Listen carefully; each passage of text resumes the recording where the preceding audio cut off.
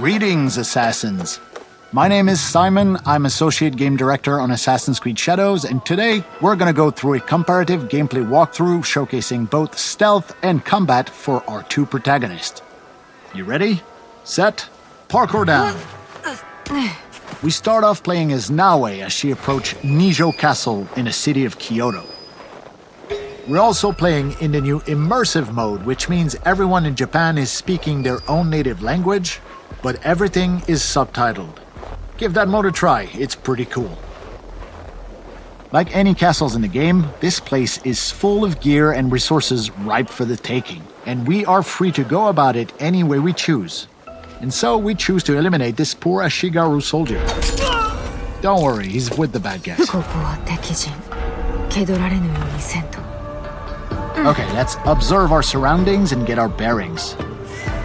We've got one Ashigaru working the haystack, another on patrol back there, and we've got a samurai daisho right here, which could be a challenge. And there's the alarm bell, which, trust me, if you pride yourself as being a stealth player, you don't want anyone to ring that bell. Although we're safe right now using the rooftops, Nijo Castle is fairly flat compared to most other castles. If things go awry and we have to disappear in a hurry, it's gonna be harder here because the roofs are just not that high. So we are gonna take our time. Yeah, the Samurai Daisho is by far the most dangerous enemy in this area. And since we have a Tanto equipped, this is a perfect setup for a double air assassination. Well, almost. Like I said, this Daisho is pretty strong, but no matter. A quick change of headgear with a particular perk that gives us one additional chunk of assassination damage on all air assassinations should do the trick. Oh yeah. Okay, that's a good start. Let's crouch in the shadows for now and see what happens.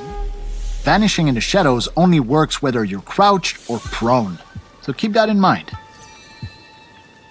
Okay, as long as this guy stays far away, he's not much of a threat, so kunai to the face it is.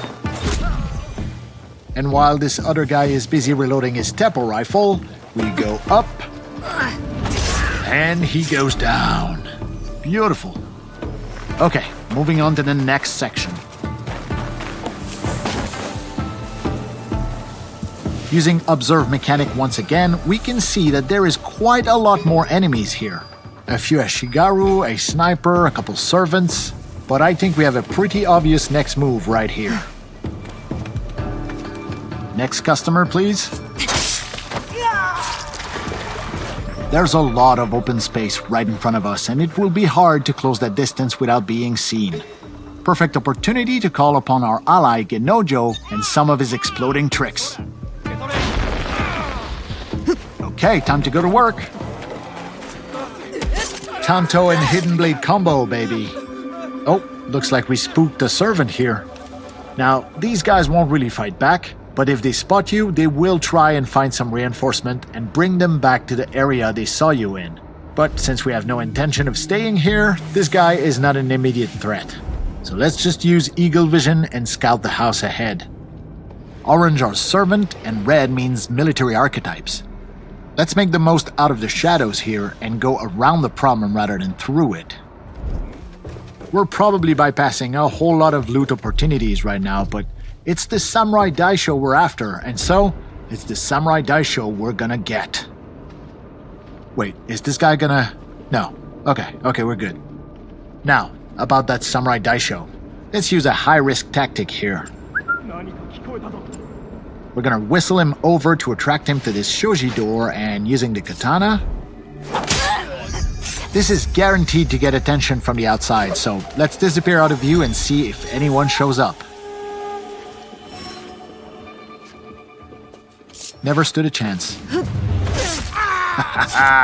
Come on, it's cool to be a shinobi.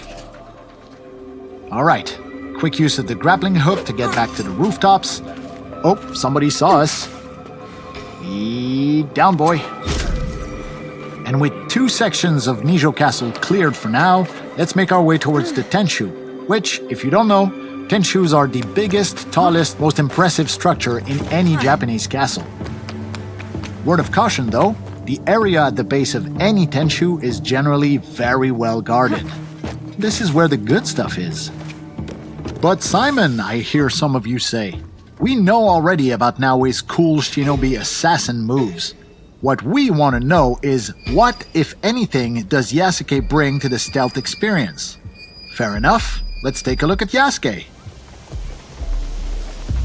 Same city, same castle, different season, different character, different save file.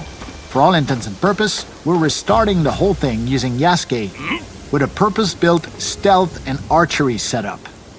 Worth pointing out that we're not using his typical samurai armor here. Clearly not as nimble as Naoe, Yasuke still has a pretty respectable amount of traversal skills as long as we read the world differently than we do when we play Naoe. And aiming at his Ashigaru soldier with predictive damage, we can see that he's gonna survive this shot although his armor is gonna break. Switching to silent arrows bypasses armor and guarantees the kill. He never saw it coming. Yasuke can generate a lot of sound while moving through the environment, so choosing where and more importantly, when to drop is gonna be crucial as we make our way through Nijo's courtyard. Taking a calculated risk here. Okay, we're good. Yasuke not having a hidden blade means that his types of kills are badass and very noisy, so you want to space him out as well to avoid unwanted attention. Here is the first Samurai Daisho in this Yasuke stealth run. And I think he just noticed his buddy is missing a head. Welcome to the club.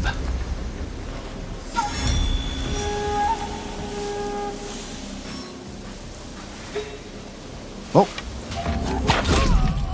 Silent arrows all day, baby. Oh, and here's a little pro tip.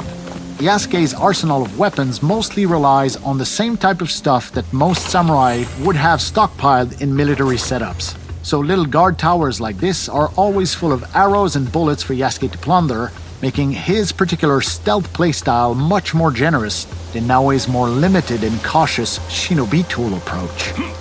Now Yasuke does have the ability to climb, although his vertical leaps are more limited than Naoe. Similarly, we can reach most high point like this and use the observe mechanic to tag people, get our bearings, and find where our next objectives are. Yes, he's a lot bigger and a little slower than Naoe, but once you get a hang of his controls, Yasuke is a lot of fun. Ooh, let's use pro navigation here and avoid being seen. This allows us to stay hidden while on the move, just like Naoe does. Okay, for the section up ahead, we're gonna call in our second ally, the poison specialist Oniyuri, who has the ability to put multiple enemies to sleep.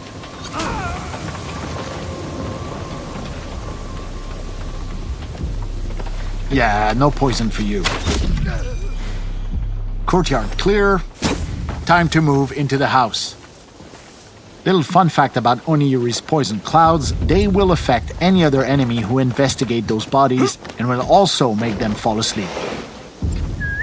And since Yasuke does not have eagle vision, whistling in a door frame is a sure way to get the attention of whoever might be lurking behind a door and get the drop on them.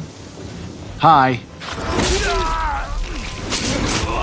We previously saw with Naoe that this house during winter is full of people, but here in summer during broad daylight, there was only one samurai guarding a tapestry, which will look infinitely better in our own hideout. Your move, buddy. Yeah, that's a good move. Okay, moving on to the next section here. Hold on, we're gonna get some elevation first and get our bearings. Let's use this crate here. And let's get a feel for the neighborhood. Let's take down the alarm bell just to be safe. Because I can't shake the feeling that stealth with Yasuke might be coming to a close here. Okay, we have their attention now. Now, we're not wearing the most efficient armor for an open fight, so we're gonna switch the Yumi bow for the Kana bow. That gives us a much better insurance policy in an open fight like this.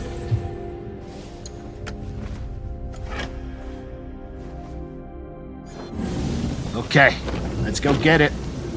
Oh yeah, you're up.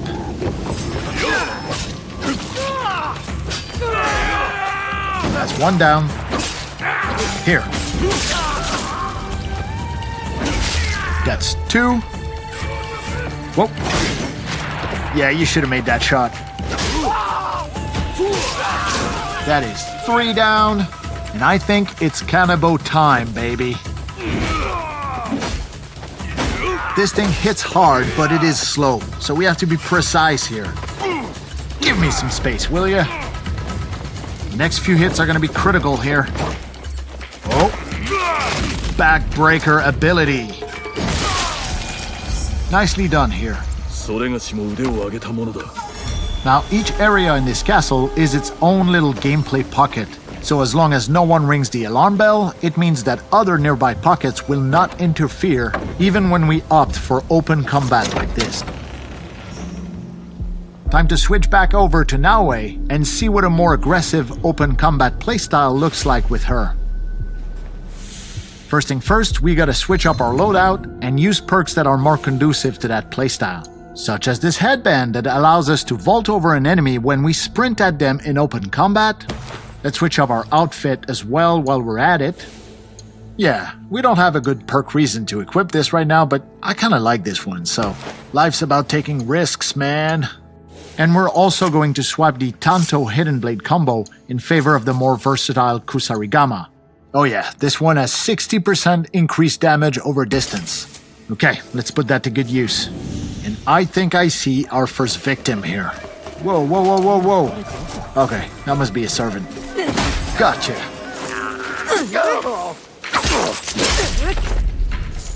One more for good luck. Ah, where did that servant go? Second target acquired. Trust me on this one, you will want to unlock the Kusarigama Rush Assassination skill. You can quote me on that.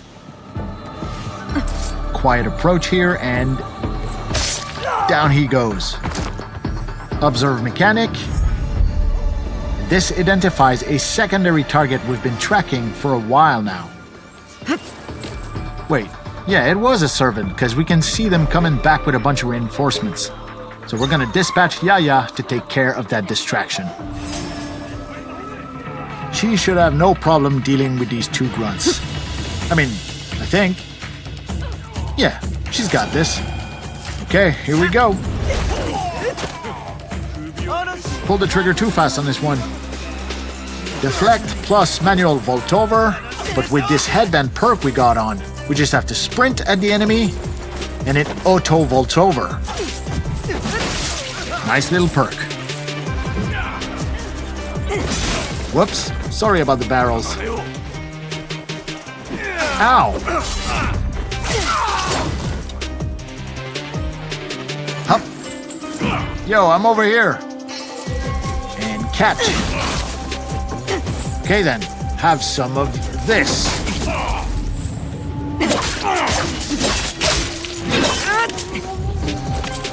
Hey, Yaya comes in with the assist. Okay, we're gonna deploy some tricks here. Can't assassinate him in smoke, but he won't see this coming either.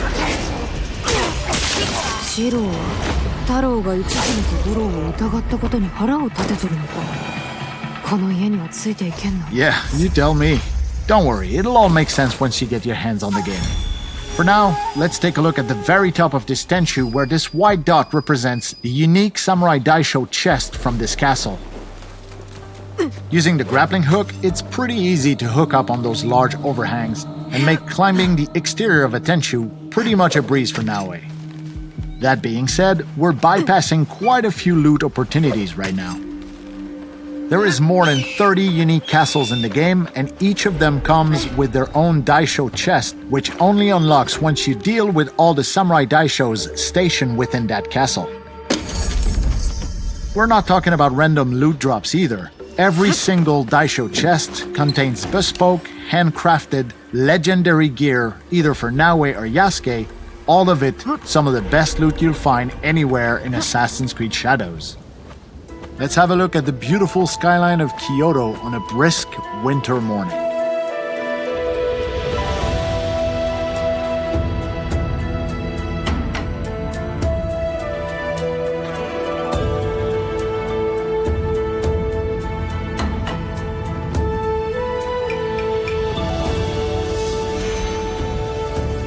Using the observe mechanic on top of a synchronization point like this will reveal nearby points of interest. Up to us to place markers as we see fit to further our exploration of Japan.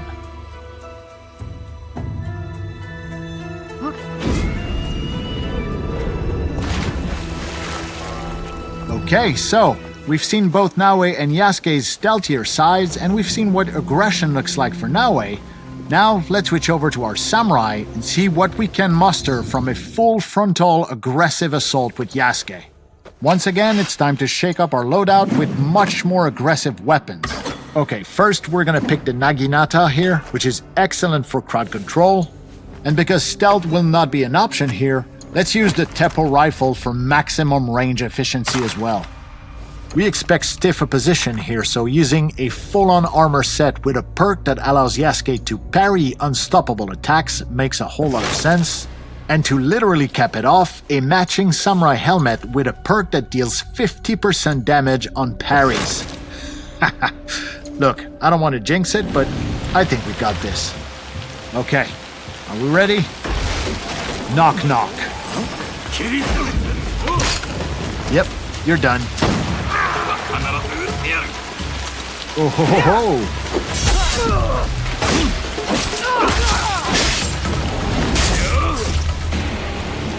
Alright, who's next? Okay, I think we're just gonna beeline straight to our target here. Oh, sniper on the right. Calling in Yagoro. He'll take care of that sniper while we are running straight into the dragon's mouth. This is gonna be good. Hello, Takahashi Shiro. We've been looking for you. Come on, what you got, big man? Right, we can parry these. There you go. No, you don't.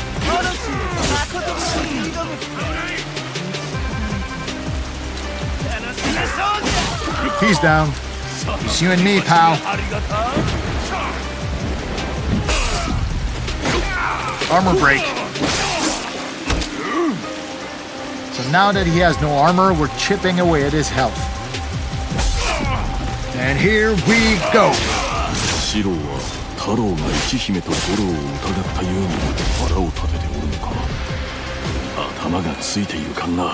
Yeah, I know.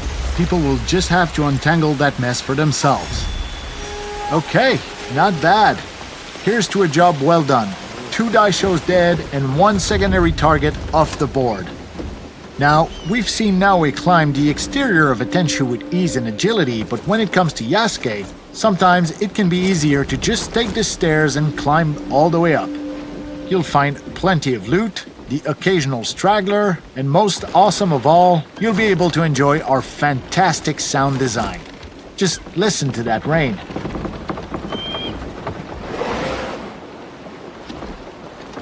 It's awesome. Okay, up the ladder and onto the last floor here. There's the same Samurai Daisho chest we previously talked about. That delicious handcrafted legendary gear. And before we leave, please allow me to indulge myself and take one last look at the beautiful city of Kyoto and its mountainous surrounding landscape during the bountiful summer months.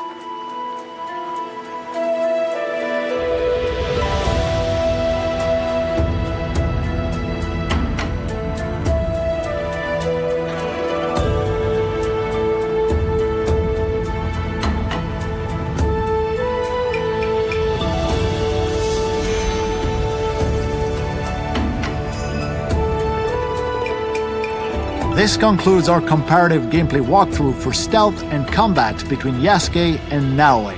For everyone at Ubisoft, we hope you'll join us on the streets of feudal Japan very soon. Have a good one. See ya!